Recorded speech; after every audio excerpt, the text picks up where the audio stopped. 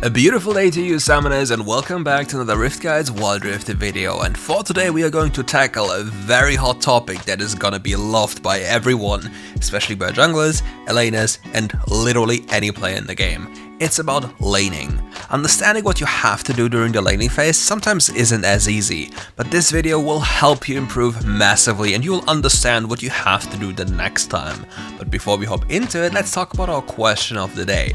How is your ranked experience so far? For me, it's absolutely awful. In the previous times, Master Plus was fun in games because you would face permanent names and people you know, but now you're facing people you've never seen before that are playing absolutely crazy, running it down mid lane, literally by the way, and nothing is happening. The game quality is awful. But let me know if you have any different things on your mind or different experiences, just share it in the comments below.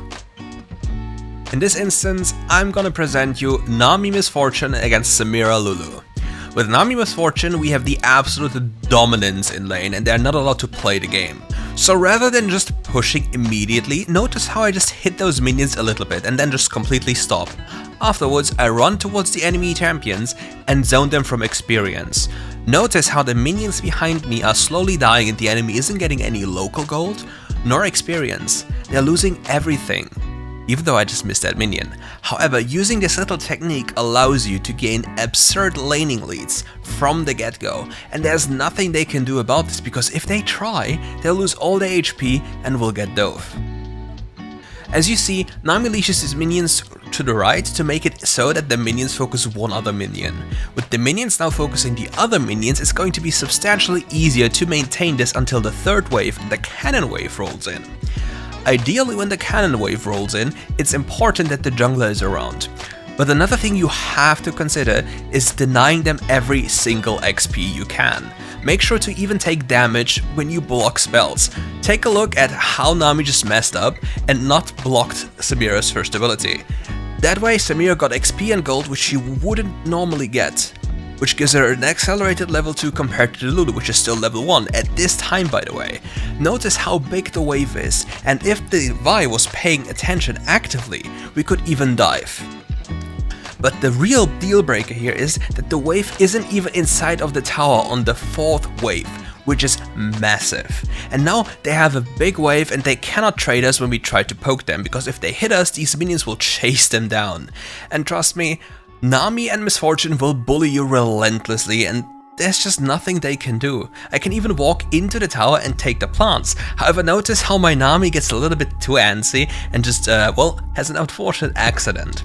But yet again, with the wave in this position, the jungler can just walk by and collect a free kill, and it's literally that easy. It's unfair, so please abuse that in your games if you have the power position in your laning phase. It will win you so many more games, especially if your jungler is paying attention. The next matchup I'm going to talk about is Kassadin in the mid lane, which is usually a very weak laner in the sense of having dominant in lane. But in this instance we are playing against the Zed, so every single time he walks up to get a last hit and we have our second ability ready, we want to cast our second ability into his face. Make sure though that you keep the wave relatively even without losing too much. You don't want a massive wave crushing into your tower, because that way you'll lose too much. Nonetheless, you can abuse little tricks to make minions walk towards you, especially if you play against ranged champions. Just use your second ability when your passive is ready on the ranged champion when it's a mage champion, and then those minions will run towards you because you gain aggro. With this aggro now, you'll be able to punish the enemy champion because they cannot stop you from CSing, because if they try to repeat the same thing, they'll get beaten up by minions. However, in your case, since you have fleet footwork and most of the time second wind, you can just constantly sustain while bullying the enemy, and you just keep on repeating that.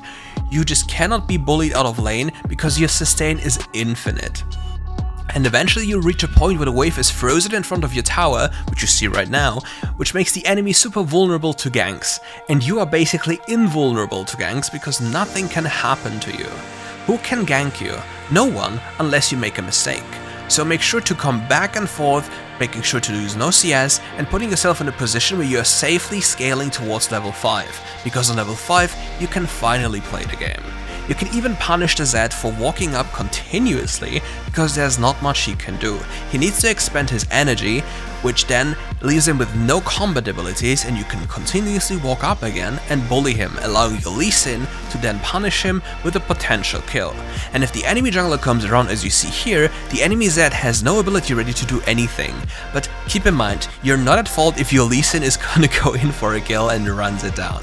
However, with this, it's super easy to get safely to level 5 every single game. Just keep on doing it. The next match I want to talk about is Riven in a solo lane against Lucian. Normally you can't do anything, but in this case the Lucian is severely inting this game by trying to fight me behind my own minions when I have all my abilities ready. So now all I have to do is be patient for my second spell rotation, because he already messed up, and then I can look for an all-in angle. Don't forget, I know he has flash, so I'll just flash in my third ability and get the kill super easily. After this, I can just push in the wave and reset if I really want to, because my champion as Riven pushes waves relatively fast compared to other melee champions. With the wave now completely pushed in, it's now time for me to find the reset and spend my gold. Unfortunately, however, I don't have enough gold for the Phage, which means my first purchase is a little bit scuffed.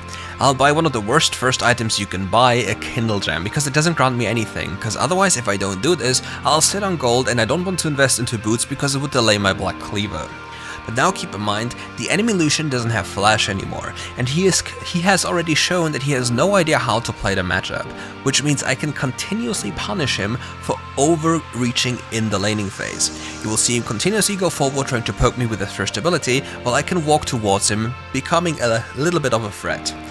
Once he goes for a minion, I can bait out his spells, because his third ability has a way higher cooldown than my third ability, especially in the early game. Later on it's a big different story, but in this instance all I do is relax and make sure the wave doesn't walk into tower. Look how I just bait him into attacking me by making him staying in the lane. I'll take a lot of damage here, but it's completely fine because I get the wave under my tower in this instance and denied his reset. I'll get a lot of experience and force him to stay in his lane. While he's out of position, I just hop in and kill him. And this is something you have to do. In this case, if he doesn't reset, this wave will kill the next incoming wave and he'll lose XP and gold.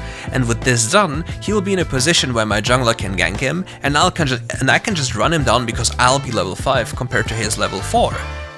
This is something that is very powerful in such matchups. You should definitely give it a try. Now for the last one, I'm going to present you Jayce against Lee Sin. Jayce is a super aggressive champion that can just continuously attack enemies, and you'll hear the word continuously a lot in this video because it is something you have to make into a habit. I just walk behind minions and beat the Lee Sin up. There's nothing he can do because my champion, if the Lee Sin used his first ability and is on cooldown, has 2 other abilities ready to punish the Lee Sin, one ranged form and melee form. For this, you have to stay behind minions to make sure he can never hit you with his first ability, and then you just walk up and hit him all the time. You establish dominance, and if ever he tries to dash in, because Lee Sin players are crazy players, you just punish them, hit them, and pretend that your jungler is around, well, because he will be around, but don't mess up like I did. Once that is done, you take the small moment of respite to collect your plant, and if your jungler is around, because normally you would reset in this position, you can take the plant here and then make sure that the Lee Sin cannot just base for free, and your jungler is doing a beautiful job while doing so. It's amazing what junglers can do if they pay attention, but if you didn't do the work previously to this, you would have never had the jungle attention and the help you needed to get this one done. This one will win you more games. And that's it for today's video. Thank you all for watching. If you want more RiftGuides content like this, come back for more, hit the like button, and as per usual, see you soon.